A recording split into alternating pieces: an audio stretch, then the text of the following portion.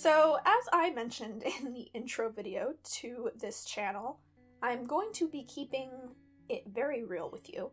I did my nails, and you would think, being an artist, that I could actually do my nails, but that is not the case. And I pressed most of them into the fabric of my bed and basically molded texture into them. I decided not to fix them because I promised I would be more real with this channel, so that's real. So getting more into the video itself, I thought I would do a little bit of a haul video, and it's not a huge haul or anything. I just went to Michael's over the weekend, and there were a few things that I was intending to buy, and a few things I wanted to look at. And for reference, it's been a very, very long time since I bought anything for myself.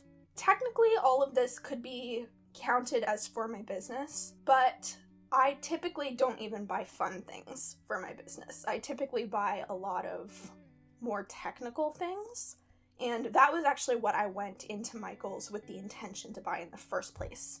And I guess I just thought, what better way to start off a more casual channel than looking at some of the things that I bought and talking about what I plan to do with them. So you can see all the fun stuff here, but I'm going to start with the more boring things, I guess.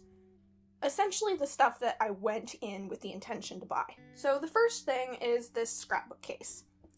And you can see the size here, and it holds 12 by 12 paper. Now I went in looking for storage items. Basically, I'm going through all of the art supplies that I own and purging most of them. And with the things that remain, I want to be a little more decorative with them. I want to think more about the actual visual appeal of my storage options, because right now, the way that I store my art supplies is very practical, but it's just a bunch of random organizational things that I've collected over time.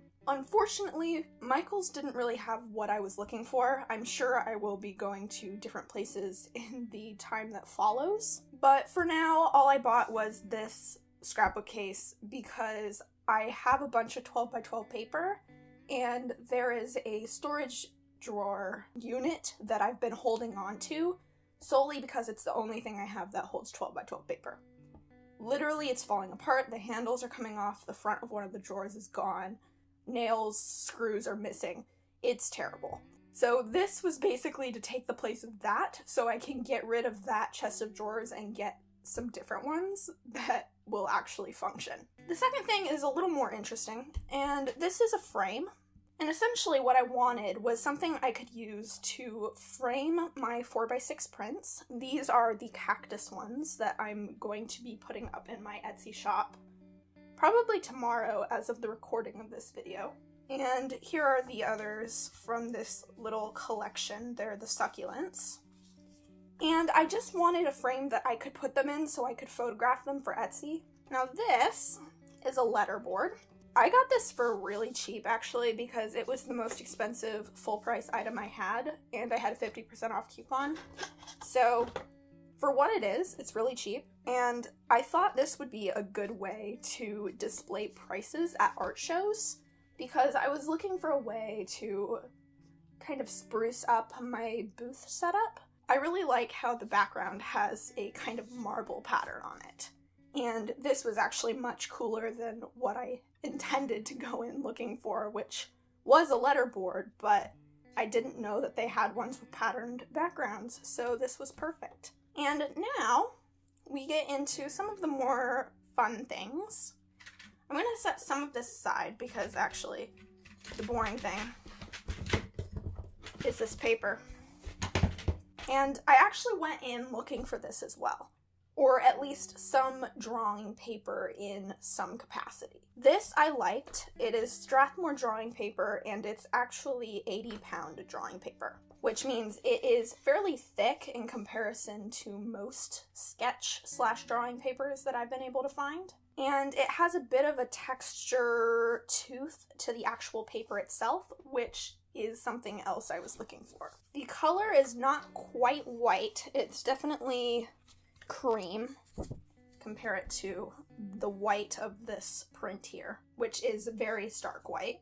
You can see that it's definitely cream colored, but that does not bother me at all. Now, this kind of goes into what I meant about talking about why I purchased the items that I did. I actually ended up making this cover by simply gluing a piece of scrapbook paper to a piece of chipboard and putting some washi tape along the spine side. And I really like this cover. I sell a few sketchbook journal type things in my Etsy shop, and I thought that one, if this sold, then I have another piece of paper like this that I can use to make one for me because I do love it so much, but I didn't have any paper to actually put inside of it. So that was what this paper was for. I am actually going to keep this here temporarily because it kind of goes into some of the rest of the purchases I made. First, I bought a few colors of embroidery floss. It is the DMC brand. You can see that there. Which is pretty much, I think, the most common embroidery floss brand. And the numbers are 369, 3041, and 317. And I love this color combination in general, and I just wanted some embroidery floss because I'll show you the mess of embroidery floss. People are going to be really mad about this. If you like organized things, look away. These are the colors of embroidery floss I have to use for binding. I'm sorry, it's a mess. It looks terrible, but you know, it is what it is. And basically I use these for bindings. So when I create sewn spines, I like to use embroidery floss because I like the color. Some people like to use white or a color that blends in with the rest of their book that they're making, but personally I think it adds an accent that I really like. Here is an example. I sewed this little book that has a faux leather cover, and I basically made the sewing, the stitching, a focal point of the little book itself. And as you can see here, it's also along the spine. And the reason most people don't like this is because when you actually go into the signatures, it does come across as very starkly different to the color of the paper. But I kind of like that. I feel like it adds a touch and gives me kind of a jumping off point almost. So that's kind of what these were for. They were also for this book. And going into another purchase, this was kind of a spur of the moment thing, but they were too perfect to resist. These little key charms. And the brand is just Craftsmart, but they're little, really interesting looking keys. I especially like these ones. And what I was thinking, I'll actually open it here. That's all I'm gonna open for now. What I was thinking, get out of there, a paper piercer. Oh, there's a piece of plastic. I'm an idiot. I'm an idiot. There we go. So what I was thinking are, these are really cool for just accessories on random things, but if I was binding this book and I put the cream paper on the inside, and it was kind of thick, and I chose one of these colors to bind with, probably the purple, it would be really interesting to take this key and use it as a little charm. I have another book that I made, and this one is actually also available in my Etsy shop currently. It has a blank cover, not as decorative as this one, and random pages on the inside, but I had leather cording that I bound this one with, and I thought instead of cutting it off and just leaving it like this, I would do some little charms off the side of it. And I really like that. I think it's just an interesting little element to really drive the point home on how random my brain is and kind of the style of these videos. Once I was finished with that, another little bunny trail is I liked the supplies and the way that they fit together so well that I made a bracelet. That is the way my brain works. And we'll just go with this little frame that's on top here. This was another spur of the moment purchase. It's a little 2x3 frame, and essentially I've been trying to come up with a color scheme to decorate my room and use for this channel and things like that. And this mint color, it matches my palette, it matches my nails, and it's kind of perfect. So I thought, well, I could do a little painting or something to go inside of there, or I just like it, so I bought it. This is probably the most random purchase that I made, but I like it, so I went with it, and it was like $2.50 or something. Now, moving on, this is just a pencil. I'm going to actually try something really quick. Again, with the spur of the moment whim things. It's a little piece of cardstock / watercolor paper. I think this might be water soluble, and it also might not be. But I have some of these Derwent sketching pencils, and essentially this was in clearance, and I wasn't really sure what it was, but it was 60 cents, so I got it. I'm gonna try this really quick. The reason I think it might be water soluble is because I have some of these Derwent pencils. It might also not be, because probably not. But the reason I think that, or thought that, is because it has a round barrel. The normal sketching pencils have kind of, I don't know if it's a hexagon or an octagon, I don't know how many sides are on it, but it has ridges in it so that they don't roll around as much. But this is a smooth one, so I don't know what the difference is.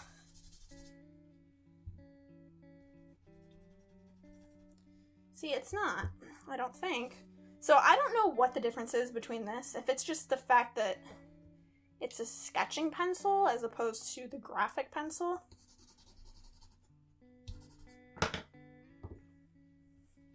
Yeah, see, that's definitely not the same because that was the water-soluble one. So that's interesting. It's definitely something to wonder about. I'll have to look up what exactly it was. But essentially, it was a pencil in a brand that I used, and it was on clearance for 60 cents. So I thought it was kind of silly to not buy it, just because I would inevitably use it. The next thing I'm going to show you guys is this traveler's notebook. Now, I've been wanting to buy a traveler's notebook for months and months and months. I have not bought one. This was on sale. It was $10. So I will probably be using this as a planner kind of thing, most likely. But it might also turn into a art journal sketchbook thing as well. It's hard to say. Kind of staying on the topic of planner items, I bought two, however we pronounce this, Staedtler Tri-Plus fine liners. I said this as best as I could. In a previous video, I stumbled over this phrase, probably a solid 30 seconds. But I got it out that time, so I'm happy about that.